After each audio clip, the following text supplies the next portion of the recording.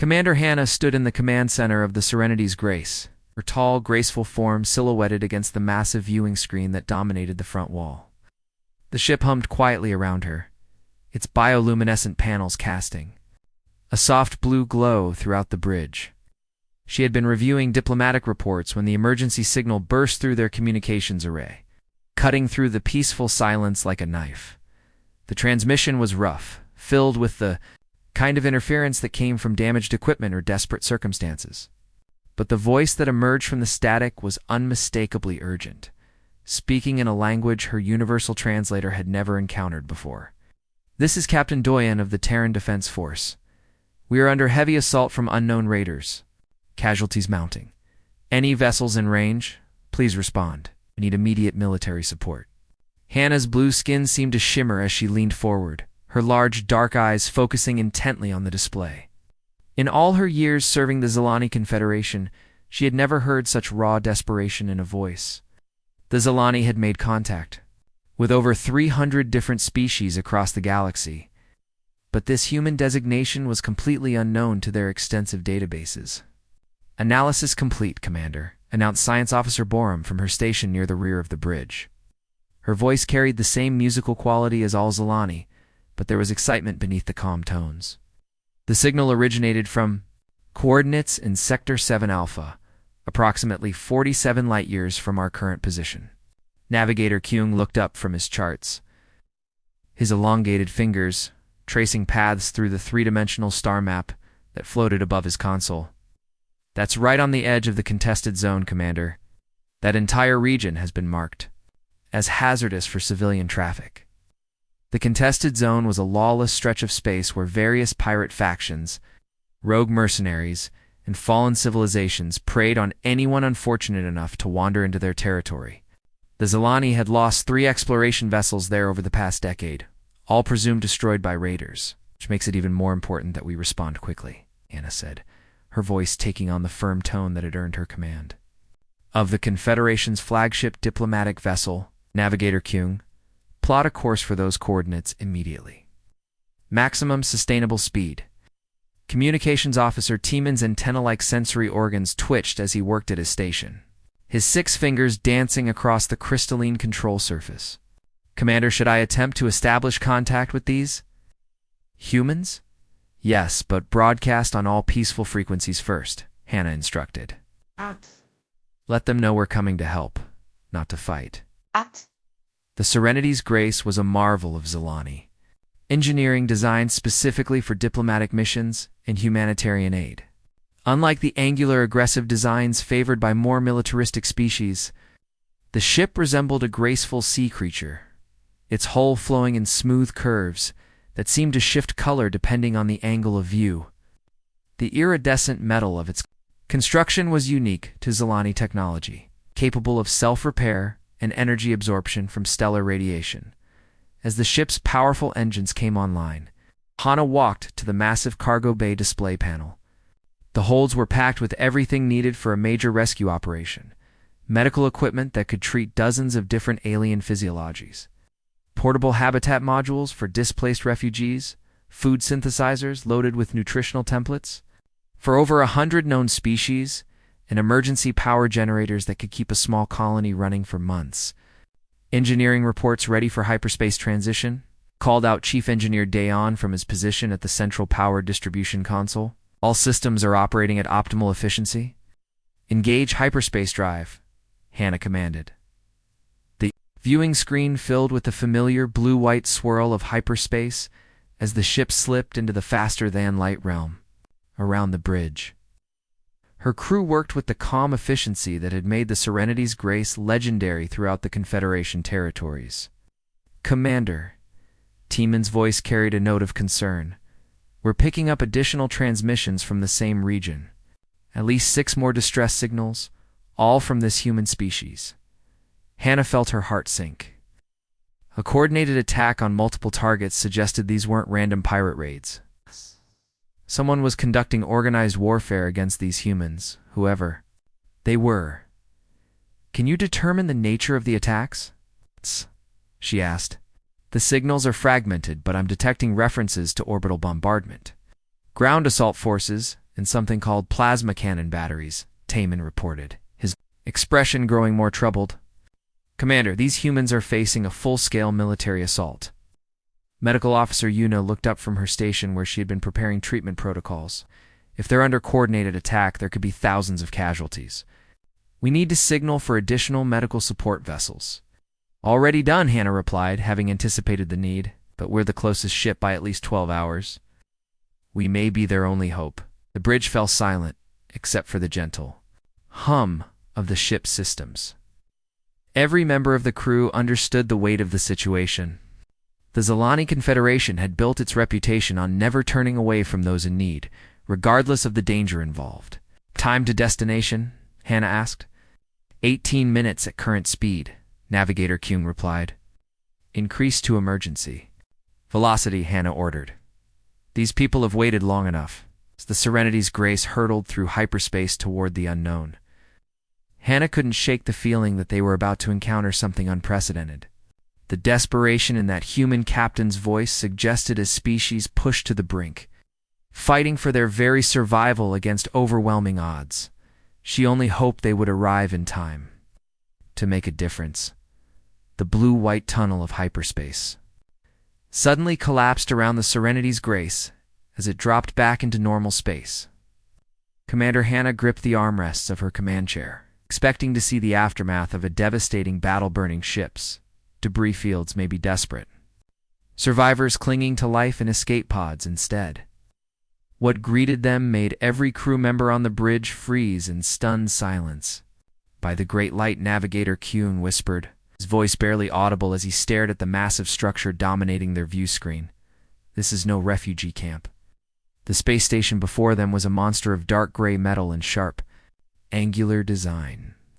It stretched 4 kilometers in every direction, its surface bristling with weapon emplacements, sensor arrays, and launch bays. The structure looked like it had been built for one purpose only: war. Unlike the graceful, flowing curves of Zilani architecture that seemed to dance with starlight, this human creation was all brutal efficiency and intimidating presence.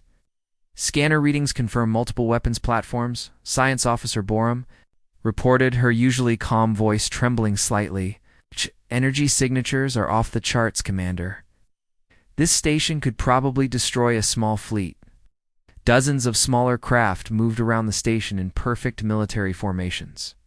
Even from a distance, their design was unmistakably aggressive, sharp-nosed fighters with weapon pods.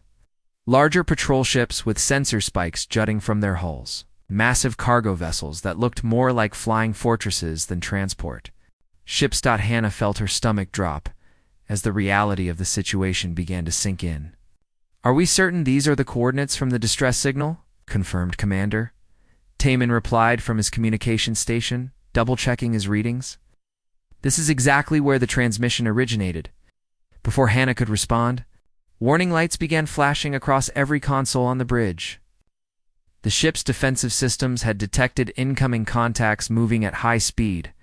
3 fighters launching from the station, announced Tactical Officer Minseo, a note of alarm creeping into her voice. They're on an intercept course, and Commander, they're armed and moving fast. On the main display, 3 sleek vessels appeared, their engine trails glowing bright blue against the darkness of space. The fighters were unlike anything in the Zilani database's lean. Predatory shapes that seemed designed to kill rather than explore or defend. The communication panel crackled to life with a voice that was hard and authoritative, completely different from the desperate plea they had intercepted earlier. Unknown vessel, you have entered restricted Terran Defense Force space. State your identity and purpose immediately. Hannah quickly activated her universal translator, hoping the same protocols that had decoded the distress signal would work for direct communication. This is Commander Hannah of the Zilani Confederation. We received your distress signal and have come to offer humanitarian aid. The silence that followed seemed to stretch forever. Around the bridge, her crew exchanged worried glances. The 3 human fighters had moved into a triangle formation around their ship, and Hannah could see weapon ports glowing with barely contained energy. When the human voice returned, it carried a tone of suspicion and barely controlled aggression. What distress signal? This is a military installation. You are ordered to withdraw immediately, or face defensive action. There must be some mistake, Hannah said quickly, her diplomatic training taking over despite the growing panic she felt. We intercepted a transmission from Captain Doyan requesting immediate military assistance against raiders. Captain Doyan is stationed here and has sent no distress signals, the human replied. You have 30 seconds to begin withdrawal procedures. On the tactical display, more contacts began appearing. The massive station was launching additional fighters, and what looked like larger warships were beginning to move from their docking positions. Commander. Engineering Officer Dahan called out from his station, I'm detecting targeting scanners. They're painting us with weapon locks. Hannah's mind raced. The Zalani had protocols for first contact situations, but nothing had prepared them for this. They had come to rescue refugees, and instead found themselves facing what appeared to be one of the most heavily armed installations they had ever encountered. Unknown alien vessel, the human voice continued. Now, with an edge of impatience, you are in violation of Terran Defense Force space. Begin immediate withdrawal, or we will consider your presence a hostile act. Temin, try to explain again, Hannah ordered desperately. Tell them we're here to help. But before the communications officer could respond, alarms began shrieking throughout. The bridge. The ship's defensive systems had detected weapons locked from multiple sources. They're targeting us, Minseo shouted over the noise. Energy buildup in their weapon arrays. The first warning shot blazed past their hull, a brilliant bolt of plasma that left after images on the view screen. The shot was clearly meant to miss. But the message was unmistakable: leave now or face the consequences. Evasive maneuvers, Hannah commanded, her peaceful nature warring with the need to protect her crew. Get us out of firing range. Chief Pilot Wanho's hands flew over his controls as the Serenity's Grace began to accelerate away from the station. But the ship, designed for diplomacy and comfort rather than combat, was hopelessly outmatched by the pursuing fighters. More warning shots streaked past them, and Hannah realized with growing horror that the humans weren't trying to destroy them, they were hurting them. Forcing them away from the station with precision fire that demonstrated incredible skill and restraint. Hyperspace jump point plotted, Navigator Kyung announced, his voice tight with stress. Ready for immediate departure? Execute jump, Hannah ordered. The stars stretched into lines as the Serenity's Grace leaped back into hyperspace, leaving the confusing encounter behind. But as the familiar blue tunnel of faster-than-light travel surrounded them, Hannah stared at the tactical display showing their narrow escape. What kind of species built military installations that could level planets? What kind of people responded to offers of help with threats of violence? And most disturbing of all, what kind of civilization sent out distress calls from what was clearly the most fortified position she had ever seen? Commander Medical Officer Eunice said quietly, if these humans can build something like that, and they were calling for military assistance, what were they fighting that could threaten them? The question hung in the air as the ship continued its retreat through hyperspace. Hannah had no answer, but she knew one thing for certain. They had just made first contact with a species unlike any they had ever encountered, and somehow she suspected this was only the beginning of a much larger misunderstanding. The humans hadn't been crying for help. They had been calling for war. Admiral Jinwoo stood with his hands clasped behind his back, staring at the holographic replay of the alien encounter for the 5th time. The command center of Defense Station Olympus buzzed with activity around him. Officers moving between workstations while massive displays showed tactical information from across the entire sector. The alien ship had been sleek and graceful. Nothing like the brutal designs humans were used to seeing from hostile species. But Jinwoo had learned long ago that in space, appearances meant nothing. Some of the deadliest enemies humanity had faced came in beautiful packages. Run it again, he ordered, his weathered face showing the scars of 3 decades fighting in the void. Focus on the moment just before they fled. The hologram flickered and reset, showing the elegant alien vessel as it approached the station. Jinwoo watched carefully as the ship's sensors swept across their defensive positions, clearly mapping weapon placements and shield generators. Colonel Salmon. He called to his intelligence officer without taking his eyes off the display. "Tell me you found something about these Zilani?" Colonel Soman stepped forward, her uniform crisp, despite having worked through the night analyzing the encounter. "Sir, they're completely unknown to our databases. No previous contact, no intelligence reports, nothing. But the ship's design suggests advanced technology, possibly more advanced than our own."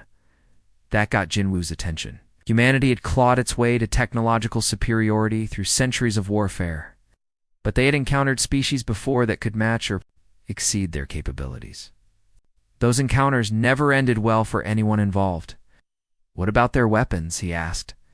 "That's what's troubling, sir," Soman replied, pulling up new data on her portable display. "Our scans detected no obvious weapon systems, but that could mean they're using technology we don't recognize, or they're hiding their armaments." Ginwoo's jaw tightened. In his experience, ships without visible weapons were often the most dangerous ones. "And you're absolutely certain we sent no distress signals?" "Positive, sir. I've checked every transmission log for the past 6 months. The only broadcasts from this sector have been our standard recruitment messages for the Mercenary Corps." Pieces of the puzzle began forming a picture that Jinwoo didn't like.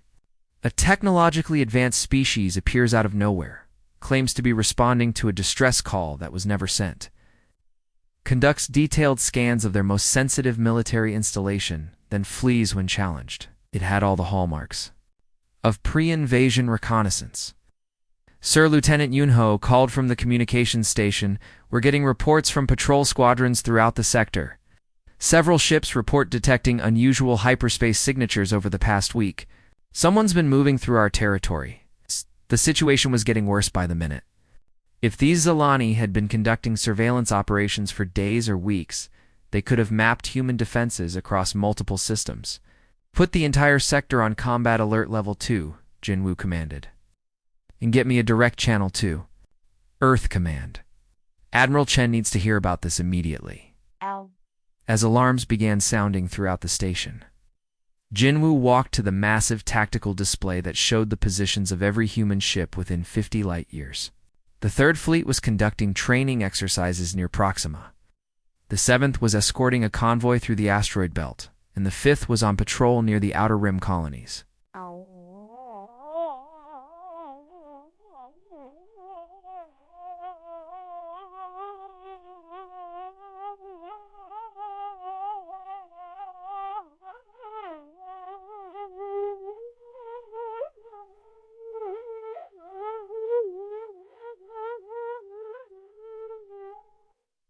"Order all fleet commanders to stand by for emergency deployment," he told his operations officer. "If these aliens are planning something, we need to be ready." Meanwhile, halfway across the galaxy, Commander Hannah stood before the assembled Confederation Council in the Great Chamber on Zilani Prime. The room was a marvel of organic architecture, its walls flowing like water frozen in time, with bioluminescent panels providing soft, natural light. Representatives from dozens of peaceful species filled the curved seating areas, their various forms creating a rainbow of colors and shapes. "Honored counselors," Hannah began, her musical voice carrying clearly through the chamber's perfect acoustics. "I must report a disturbing first contact with a previously unknown species calling themselves humans." Elder Counselor Jayan, whose ancient blue skin bore the ceremonial markings of his high office, leaned forward with concern. "Tell us what happened, Commander." Hannah activated the holographic projector, showing the massive human space station. In all its intimidating glory, gasps and whispers rippled through the assembly as they saw the fortress-like structure bristling with weapons. "We responded to what we believed was a distress call from this location," Hannah explained.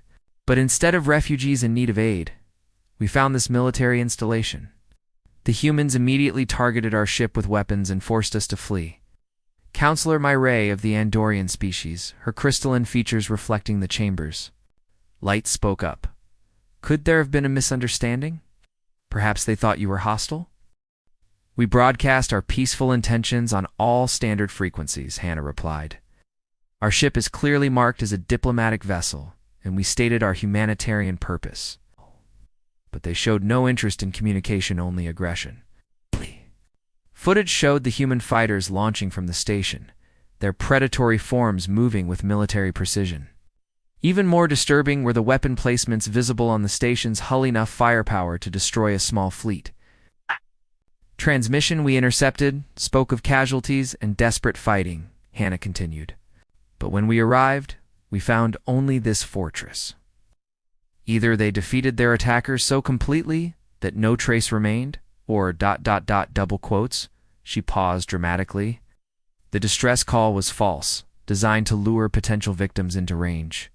The council chamber erupted in concerned murmurs. The idea of using fake distress calls as bait was something that hadn't been seen in civilized space for centuries. Counselor Dewan, the military advisor from the peaceful Centauri Republic, stood slowly. Commander, in your professional opinion, what level of threat do these humans represent? Hannah had dreaded this question, but her duty was to give an honest assessment. Based on what we observed, they appear to be a highly militaristic species with advanced weapons technology. The station we encountered could threaten any civilian target in the galaxy. They're conducting territorial expansion, entire star. Systems could be at risk. Elder Jayon called for order as the discussions grew heated. Various species representatives argued about response options, defense preparations, and diplomatic alternatives. But the images of the human fortress spoke louder than words. "If no choice," announced Counselor Sunwoo of the Vegan Collective, his tentacled form rippling with agitation. "We must mobilize the Defense Alliance. If these humans are as aggressive as they appear, waiting could be catastrophic." For the first time in over 2 centuries, the Confederation Council voted to activate their military forces. It was a decision that went against everything their peaceful civilization stood for. But the threat seemed too great to ignore. As the council session ended and emergency orders went out across Confederation space, neither side realized they were preparing for a war based on a complete misunderstanding. The humans saw alien scouts preparing for invasion, while the Zilani saw warmongering expansionists threatening galactic peace. In shipyards across human space, battle fleets began preparing for deployment. On peaceful Confederation worlds, defense forces that hadn't seen action in generations started mobilizing for what they believed would be a fight for survival, the galaxy's greatest military power. And its most peaceful alliance were rushing toward a collision that neither wanted, but both felt they couldn't avoid. Fleet Admiral Hunbin gripped the railing of the command deck as the Indomitable shuddered out of hyperspace. Around him, the bridge crew worked with practiced efficiency, their movements sharp and precise after years of combat operations. Through the massive viewports, space filled with the dark shapes of human warships as the entire Third Battle Fleet materialized at the edge of Zilani territory. "Contact report," Hunbin barked, his scarred face illuminated by the red glow of tactical displays. 237 ships detected, sir," reported Tactical Officer Jiwan, her fingers dancing across holographic controls. "They're maintaining defensive formation, approximately 50,000 kilometers ahead." The alien fleet was impressive, Hunbin had to admit. Sleek vessels that seemed to flow like water, their hulls reflecting starlight in patterns that almost looked alive. But there was something different about their positioning. They weren't arranged for attack or even effective defense. They looked more like ... protectors. "Sir," Communications Officer Yunji called from her station, "we're receiving a transmission. From the lead alien vessel, they're requesting immediate dialogue."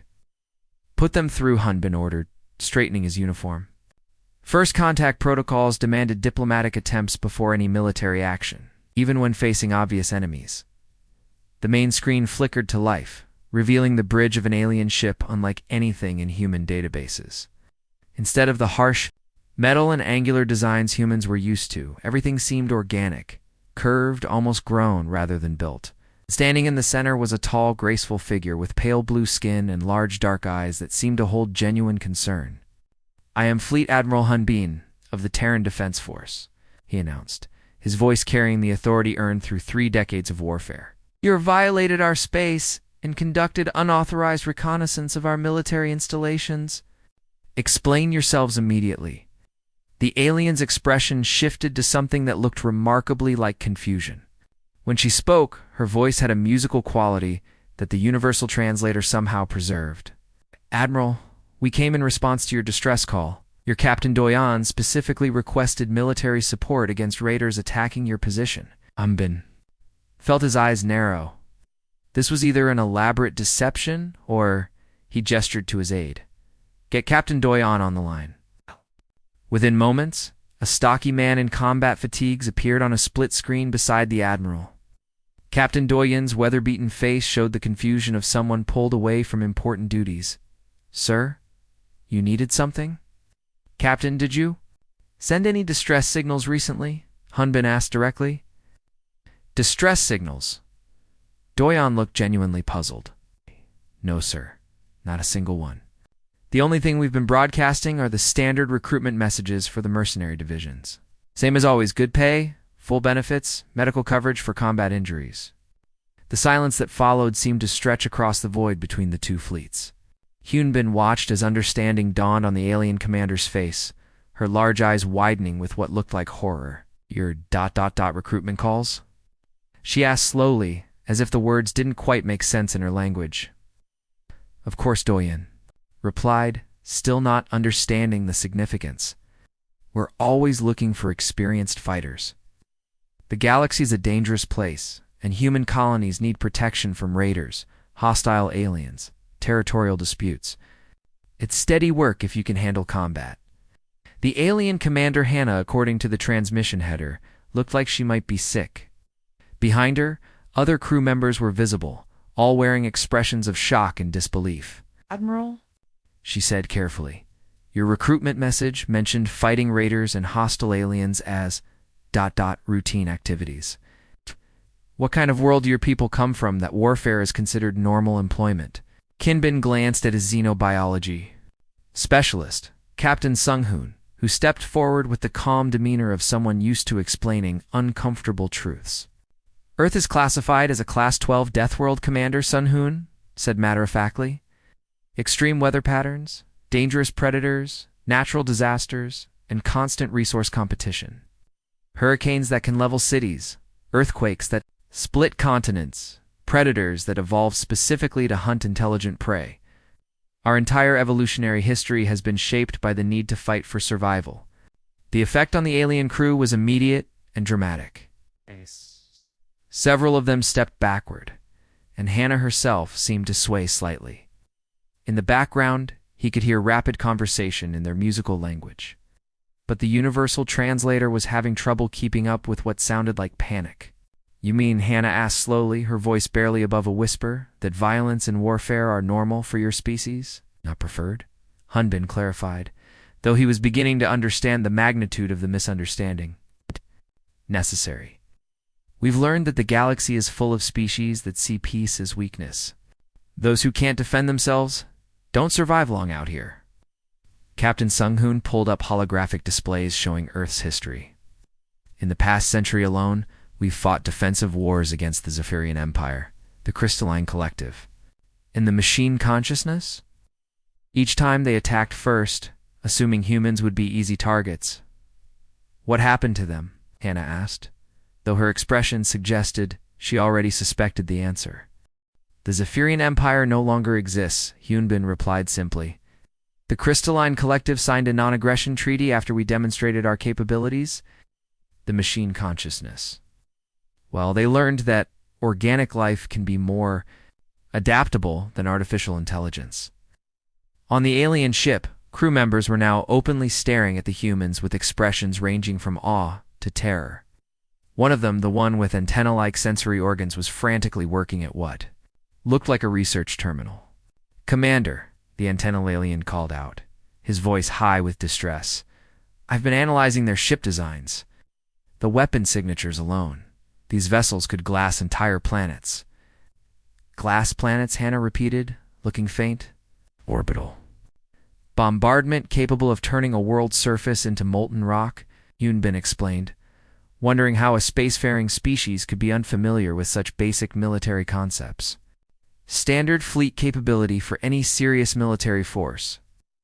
The revelation seemed to hit both fleets like a physical wave. On the human side, officers were beginning to understand that they were facing a species that apparently didn't engage in warfare as a matter of course. On the alien side, the crew was realizing they had accidentally challenged what might be the most militaristic species in the galaxy. Admiral Hannah said, her voice now carrying a note of desperate hope. "Your people? Do you fight for conquest? For territory or resources?" "We fight to protect what's ours," Hyunbin replied. "Human colonies, trade routes, civilian populations. We've never started a war, Commander, but we've finished quite a few." The weight of the misunderstanding was becoming clear to everyone involved. The Zilani had intercepted what they thought was a cry for help from a desperate, dying species. Instead, they had stumbled across a recruitment broadcast from beings who considered warfare a normal part of daily life, and the humans. Seeing an unknown alien ship conducting apparent reconnaissance of their most sensitive military installation, had naturally assumed they were facing the advanced scouts of another invasion force. For several long minutes, in space, commanders on both sides trying to process the magnitude of what had almost happened. The galaxy's most peaceful species had nearly gone to war with its most dangerous one. All because of a simple translation error. The irony wasn't lost on anyone involved. Admiral Hyunbin stood on the observation deck of the Joint Station *New Harmony *. His hands clasped behind his back as he watched the most remarkable sight he'd witnessed in 30 years of military service. Through the massive, transparent aluminum windows, human engineers and powered exoskeletons worked alongside Zilani, technicians whose six-fingered hands moved with incredible precision. The station itself was a marvel of cooperative design. Human, structural engineering merged with Zilani organic technology to create something neither species could have built alone. "I still can't believe we almost went to war over a translation error," Commander Hannah said, joining him at the viewport. Her musical voice carried a note of wonder as she watched a human marine carefully hand a delicate crystal component to a Zilani engineer, both of them working on the station's new quantum communications array. Hyunbin's scarred face cracked into what might have been his first genuine smile in years. "My species has a saying, 'The enemy of my enemy is my friend.' But I think we've discovered something much better than that. Allies who complement each other perfectly." The partnership had formed naturally once both sides understood the massive misunderstanding that had nearly led to galactic war. Zilani Confederation possessed the most extensive diplomatic network in known space. With peaceful relationships spanning thousands of worlds and dozens of species, the humans brought military expertise honed by centuries of conflict and a protective instinct that had impressed even the most pacifist Zilani leaders. Captain Minho Hyunbin called to a young officer monitoring the joint communications station. "What's the current status on the Proxima situation?" The captain looked up from his displays where Zilani diplomatic channels ran alongside human tactical networks. "The Crimson Raiders have agreed to withdraw from the Proxima system, sir. The Zilani diplomatic corps managed to convince their leadership that attacking the mining colony would result in a full human military response. Our fleet demonstration at the edge of their territory helped drive the point home." It was a pattern that had repeated itself dozens of times since the alliance had formed. The Zilani would make first contact with troubled regions, offering peaceful solutions, humanitarian aid, and diplomatic mediation. When words weren't enough, the human fleets would arrive not to conquer or destroy, but to enforce the peace that Zilani negotiators had worked to establish. Hannah moved to the tactical display, where a three-dimensional map showed the current status of joint operations across the galaxy. Green markers indicated successful diplomatic missions, while blue ones showed human fleet positions providing security for ongoing negotiations. "Look at this," she said, pointing to a cluster of markers near the galactic rim. "The Theta Rebellion agreed to cease hostilities yesterday. 5 years of civil war ended because they knew that attacking civilian populations would bring human intervention. While our mediators offered them a path to legitimate governance, Donbin joined her at the display, noting how their combined operations had created zones of stability that were expanding outward from their base of operations. The pirates in the outer spiral have almost completely stopped raiding medical convoys. They know that touching a Zilani hospital ship means facing human battle cruisers. Through the observation windows, they could see the training deck where human marines practiced alongside Zilani peacekeepers.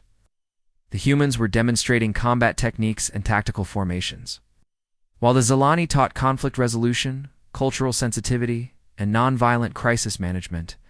It was a sight that would have been unthinkable just months earlier. You know, Hannah said thoughtfully, watching a human sergeant patiently explain urban warfare tactics to a group of Zilani students. Our peoples have created something unique in the galaxy. Warriors who fight for peace, diplomats backed by unbreakable strength. Aggressive pacifists, Hyunbin agreed with a chuckle. I like that term. We're the galaxy's first peacekeeping force that actually has the teeth to enforce the peace we negotiate. The station around them was proof of what the two species could accomplish together. Human defensive systems protected Zilani medical facilities, while Zilani biotechnology enhanced human life support systems. The result was a facility that could serve as both a diplomatic center and a military command post. Depending on what the situation required, a communication alert sounded throughout the observation deck, and Lieutenant Ji-Yoon's voice came over the intercom with the urgent tone that both commanders had learned to recognize. Admiral Commander, we're receiving multiple distress calls from the Vega sector. This appears to be a genuine humanitarian crisis plague outbreak, supply shortages, and complete local government collapse. Initial reports suggest over 2 million civilians at risk. Hannah and Hyunbin exchanged the kind of look that had become common between them, shared understanding that work was calling once again. They moved quickly toward the command center, their staffs already mobilizing. Around them, through the viewports, the combined fleet was beginning to stir into action.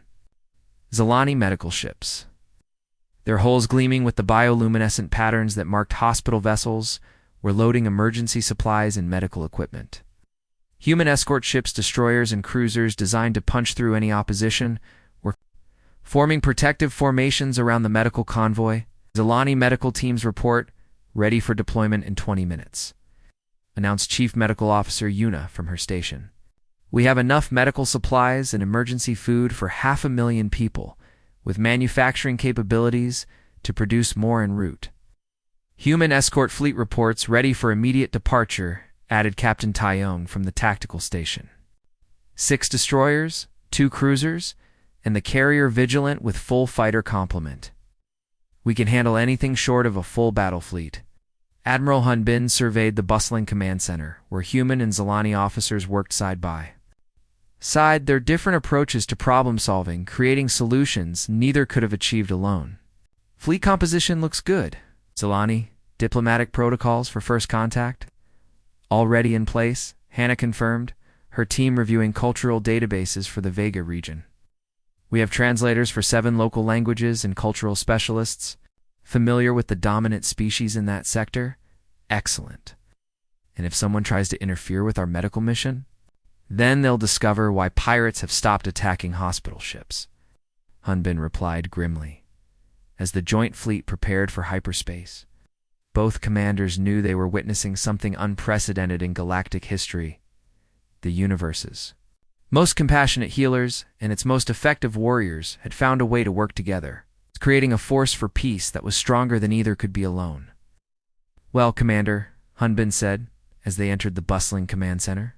Shall we go save another corner of the galaxy? Lead the way, Admiral, Hannah replied. Medical teams already plotting treatment protocols while human tacticians calculated escort routes through potentially hostile space. But this time, let's make absolutely sure we understand the distress calls correctly. Combined fleet jumped to hyperspace, carrying hope and protection to those who needed it most. Behind them, Joint Station New Harmony continued its worker, symbol of what could be accomplished when the galaxy's greatest warriors and its most compassionate healers worked together. The SOS had indeed been a mistake, but it had led to the formation of the galaxy's greatest alliance, somewhere in the vastness of space. Beings who had never known safety were about to discover what it meant to have both human strength and Zilani compassion coming to their aid. The end.